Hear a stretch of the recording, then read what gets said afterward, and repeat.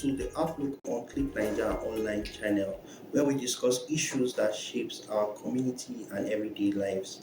I am Nasir Yunusa, your host. Our topic today is housing for all, tackling the challenges of affordable and sustainable urban living. To help us unpack this, we have Dr. Ogunfile Nari, a renowned expert in management and real estate financing development. You're welcome to the Outlook. Thank you, my pleasure.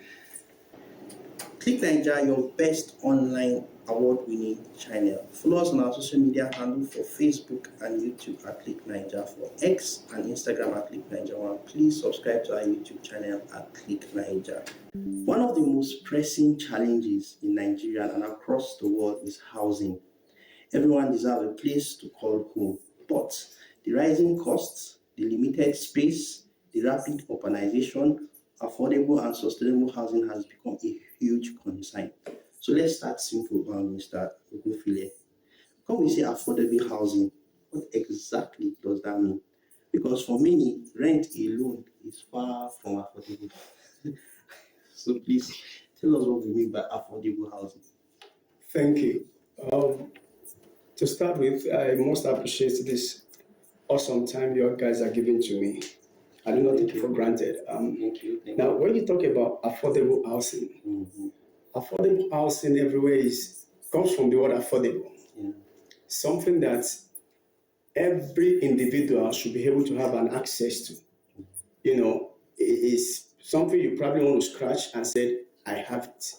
You know, so it's something that should be majorly given to everyone, called a middle class, high class, and whatever they are. So when you call it affordable, so everybody in the class of human should have access to it at their big and corner, such that you can say, oh, this is mine, this is yours, this is ours. So it has to be affordable. When it's affordable, it's affordable. And that's why we use the word real estate. When it's real, we mean it's tangible, it's real, it's something you can feel.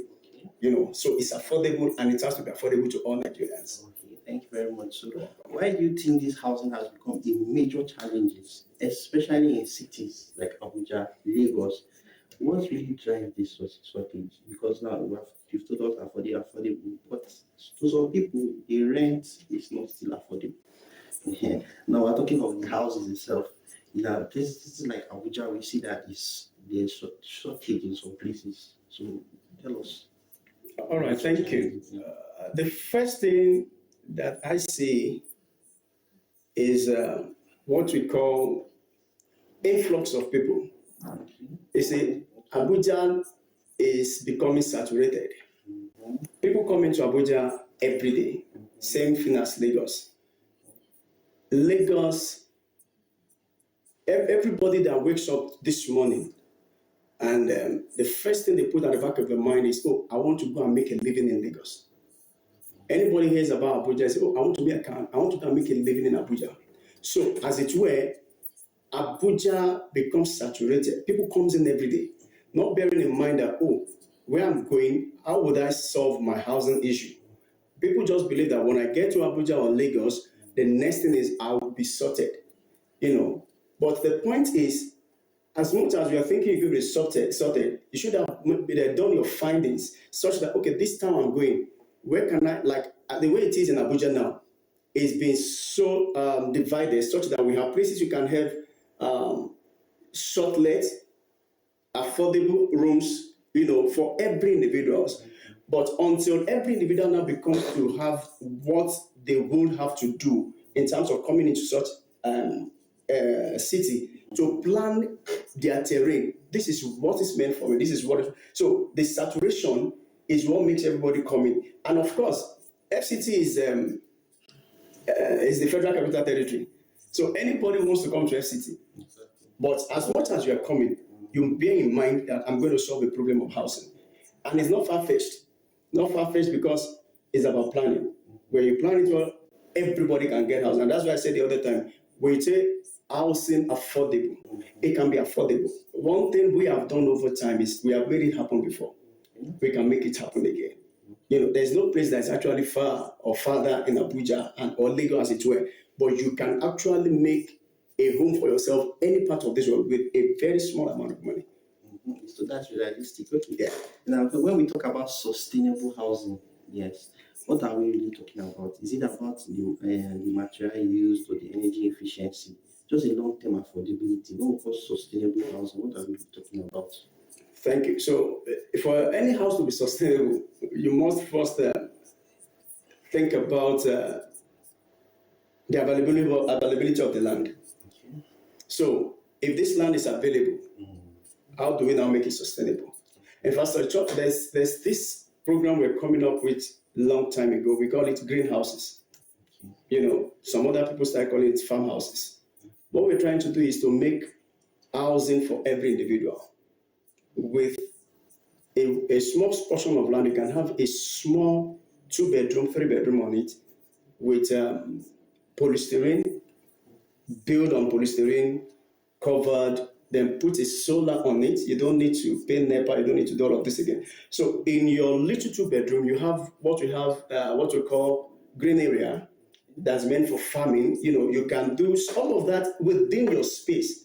So when you have all of this at your beak and corner, you are living in a sustainable house, something that can sustain you, sustain your family, even sustain your neighbors. So it's something everybody can come under and make sure we work with. It can always be sustainable if we work within the range of the space of time we have. So now these greenhouses, are they affordable? Because now I heard something like put solar, put the other, can the ordinary Nigerian get access to those kind of houses? The truth of the matter is this: everything is actually accessible. It now depends on the angle at which you are looking at it from. Now, recently, I think I stormed into someone who's saying that is bringing some stuff from China. And ordinarily, if they ship those things to Nigeria, it's kind of expensive. But this guy said if you're going to bring it in, what we're supposed to buy for, say, 300,000, we're going to be buying it for 70,000. So this man is trying to cut off what we call middlemen. So it goes direct. It goes direct. While he's trying to do that, some other person are saying, "Oh, you want to kill my business? Why would you want to do that?" Do you get? Yeah. So until we understand those terrain, we can make the middleman can actually be broken off. Let me divert a bit. I work with I have a meeting not too long ago with a trust bank, their mortgage bank, and one of the things we're able to highlight is that, see, we can go into China or any other Turkey, as it were, bring in some of these, we ship them into Nigeria. We cut off the middleman, because major problem we have is the middleman For housing. for housing. Even if you and I want to rent an apartment now, an agent out there will tell you, you have to pay me 20,000, before I can take you to the apartment. So all of these are some of the things that added to inflation in houses. I tell people anywhere, any day, housing is so easy to accomplish. You can get, I did something for, I don't want to mention their name, but a paramilitary recently.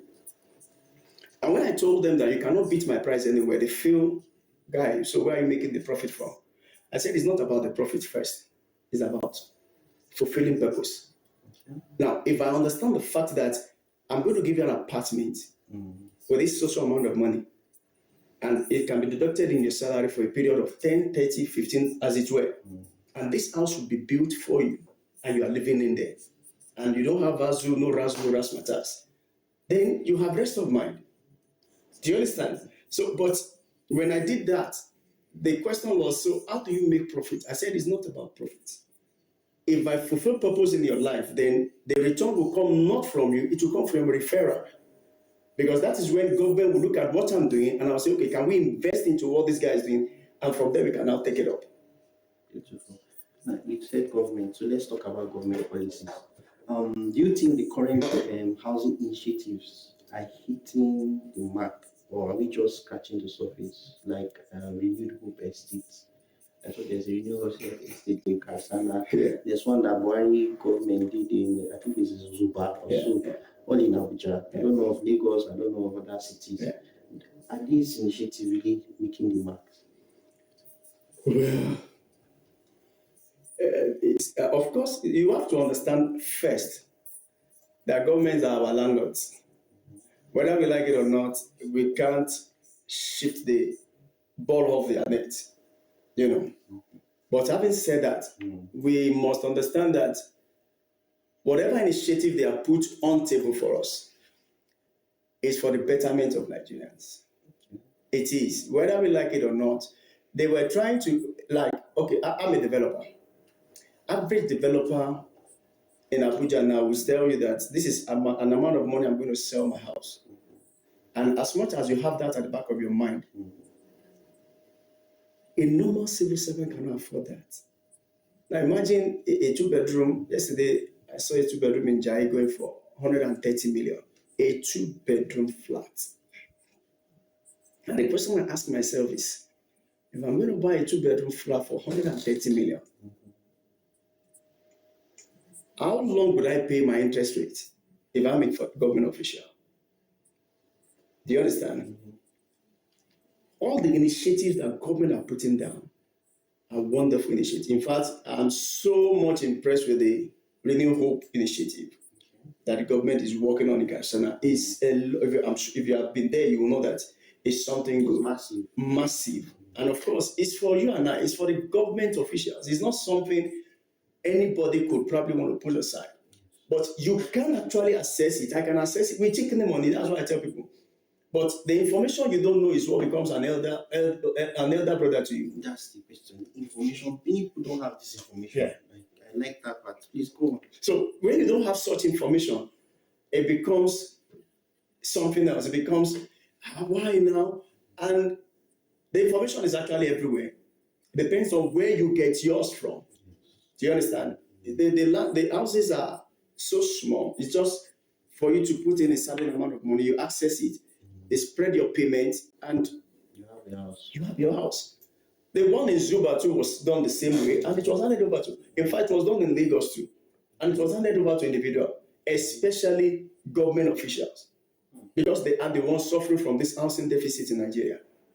Honestly. Especially the ones that felt, I'm not going to compromise my integrity. I don't have one particular pen to do something. So they want to play by the rule. And having said all of that, they want to believe that this whole thing should be part of them. They should enjoy the housing scheme first than any other person. But they are the one they are the end part of it that what is going to happen. But if they have the requisite information, I believe sincerely they can harness all of those things. And in a space of wisdom, they become a landowner, they become a house owner. And they can probably say, oh, here I am. By the grace of God. If you're just joining us, the program is the Outlook on Click Naija online channel, and we've been talking about housing for all, tackling the challenges of affordable and sustainable urban living. And my guests have been Dr. Ogunfile Larry. Land ownership is a problem in Nigeria. How much does that contribute to the housing problems? Thank you.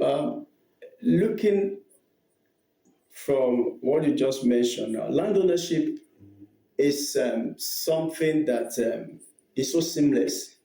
I tell people anywhere I'm privileged to talk that becoming a landowner is as simple as ABC. But I will still drag you back to what I said initially, that if you don't have the requisite information, you'll probably be dragging yourself. Let me give you an instance. I grew up in Lagos, and my father died at 82 or 84. I can't be specific now. We're a very large family, and my father died as a ballet. I'm sure you know what they call ballet.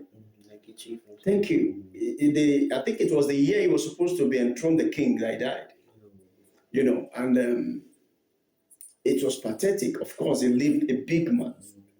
So having all of that, I was thinking in my mind that to an extent, I should be able to boast of a land in Lagos, being the son of a valet.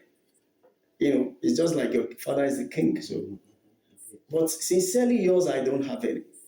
I don't have any, not because my father was a valet, because I wasn't privy to certain information.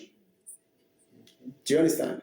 Now, for you to become a landowner, all you need is to be a subscriber. Make up your mind, I want to get a land, and you will get it. Is it as simple as maybe? As very simple. I just told you. You know, some of us in Abuja see these lands as gold. For you to even get a land in the suburb in Abuja, not even the city center, you know, that one is diamond. Yeah. You know, I said something before. It's all about, you know, land comes with the word speculations. Speculators are people that hype land for you, especially when it comes to this middleman thing too. They want to hype it, they want to make you scared.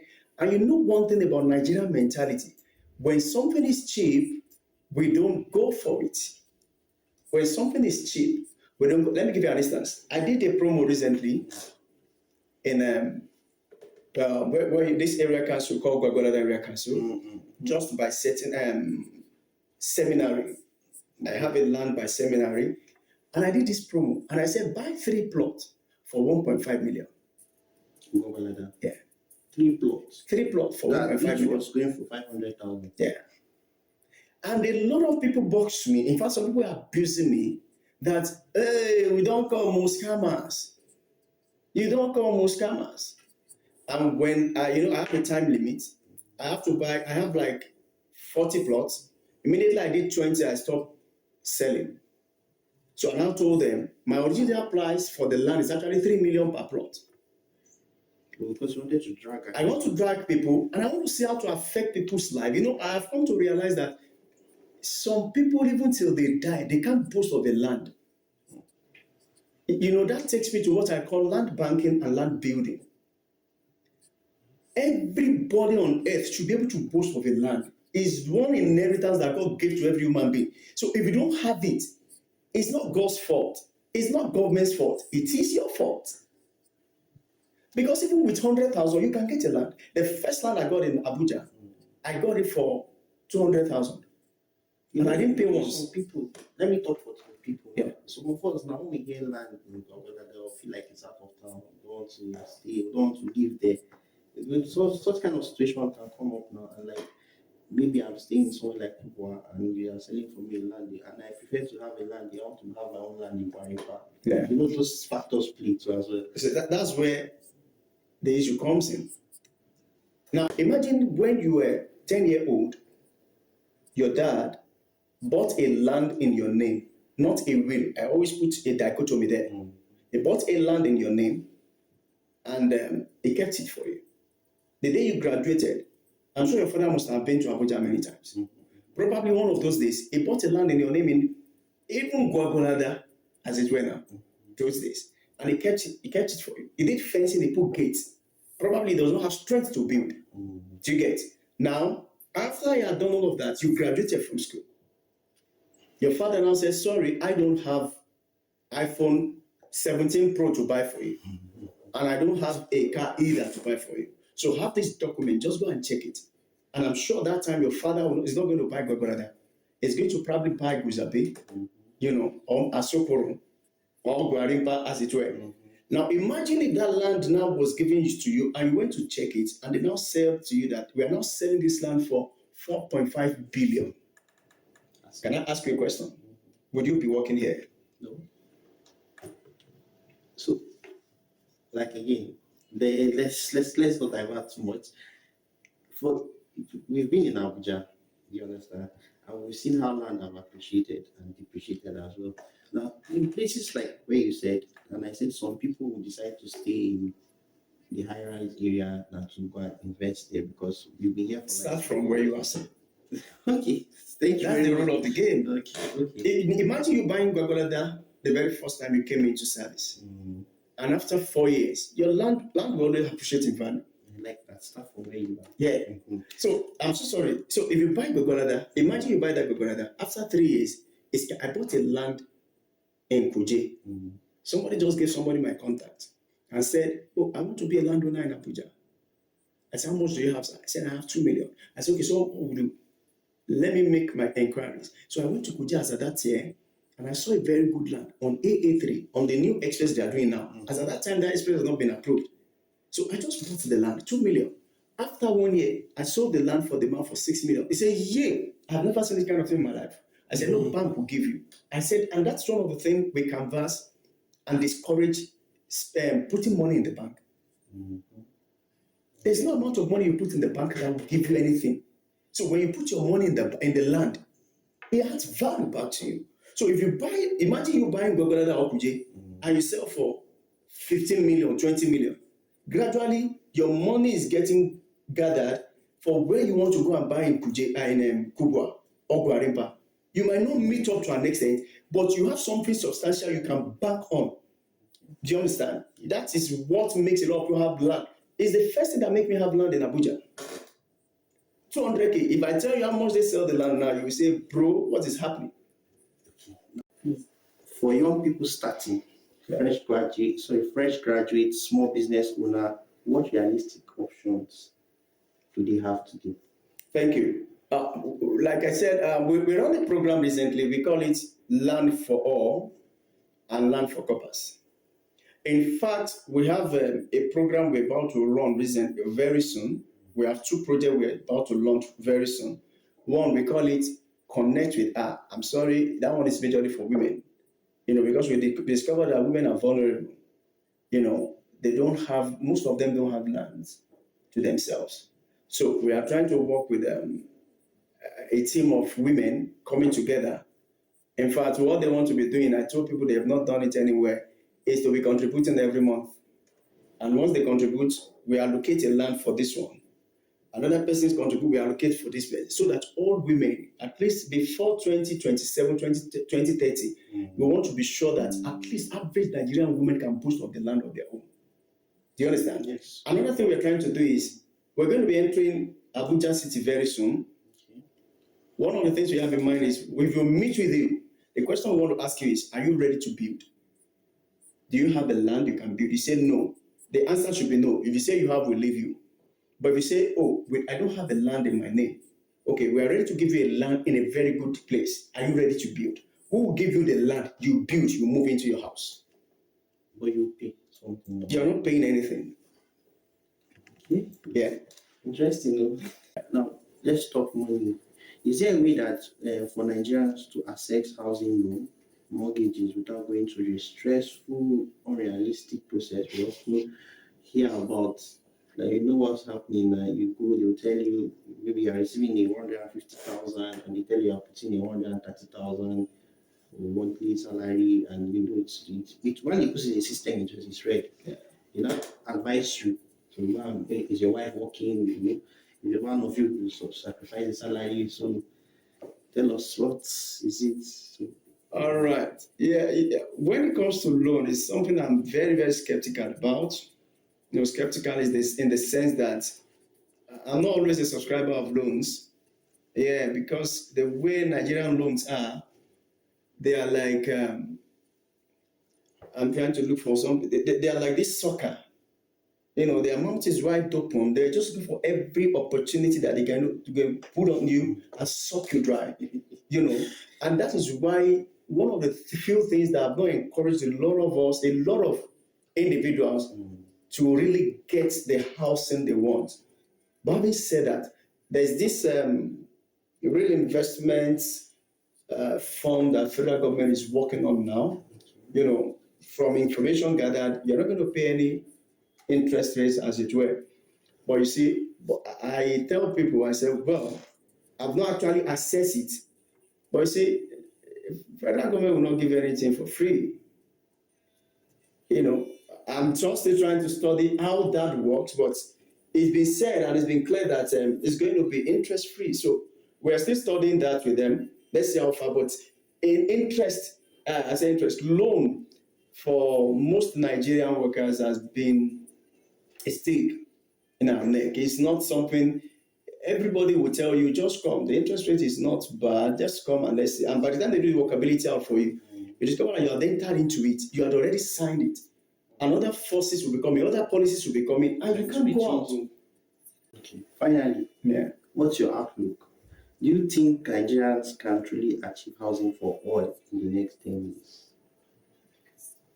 Thank you. 10 years might be kind of small, But if you're looking at in another, I think if we project for 50 years, I think it will be better. 50. Yeah.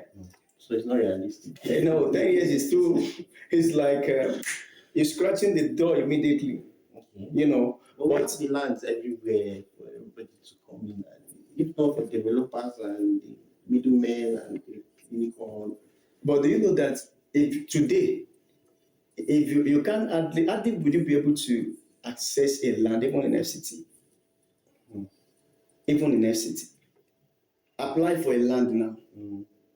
Your documentation will be with the FCT for more than 10, 15 years and nothing is coming forth. Wow. But a developer will apply for now. He knows what to do. I know. So you can't just Can I call this corruption? Or what will you call this? Why the difficulty? Corruption. Yeah, fine. When Nigeria is corrupt, all of us are corrupt, one way or the other. But developers would always want to have their way. It's about investment. I want to put in 100 million for you. In fact, I tell people when somebody tells me that he wants to buy a land of 2 billion, I tell them that instead of you buying a land of 2 billion, why not walk into the FCT minister's office? Tell him I have 2 billion in my hand, and it's going to give you something good anyway. So we can't really say it's corruption, but it's about investment. Everybody wants to have a gain from whatever they invested into. That's why I put in where the man said he wants to break even the middleman. What a middleman will quickly get for you, an individual will not get it for you over time. And that's why everybody has to work with the rhythm of the music. Okay. Thank you very much. My pleasure. Thank you so much, Dr. Ogunfile Larry, for sharing this insight. It's clear that achieving housing for all requires collaboration from policymakers to developers and, of course, to the citizens themselves. Affordable and sustainable housing isn't just about shelter. It's about dignity, stability, and building stronger communities. That's what we leave it on the Outlook today. I am Nancy Yunusa. Thanks to my producer, Rotimi Martins, Jessica Osagi, and my supervising producer, Ehi Uhiani. Don't forget to like, share, and follow Click Naija online channel for more engaging conversation that matters. See you next time.